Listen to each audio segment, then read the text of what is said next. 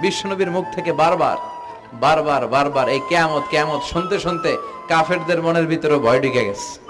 কাফেররা মনে মনে কয়, এই মুহাম্মদের তো কোনোদিন মিথ্যা কথা বলতে শুনি নাই। বিশ্বনবী ওনার পুরো জীবনে একটি মিথ্যা কথাও বলেছেন, একটি অসত্য কথাও তিনি বলেছেন। ওদের মনের ভিতরে ভয় ঢুকে গেছে, কিরে মুহাম্মদ যা বলে তাই তো হয়।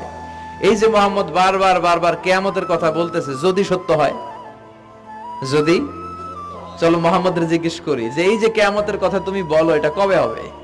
সবাই এসে জিজ্ঞেস করলো, মুহাম্মদ তুমি তো মিথ্যা বলো না, তুমি সত্যবাদী as-সাদিক আল-আমিন, তুমি বলো কিয়ামত হবে। আমাদের জানতে বড় মন চায় কিয়ামত যে হবে, কিয়ামতটা কবে হবে। আল্লাহ তখনই আয়াত নাজিল করে বললেন, নবী ওরা জিজ্ঞেস করে কিয়ামত কবে হবে, কিন্তু আপনি বলবেন কেমনে? বলতে পারে একজন, তিনি কে? ইন্নাস সাআতা লাআতিয়াতুন লা রাইবা ফিহা ওয়ালাকিন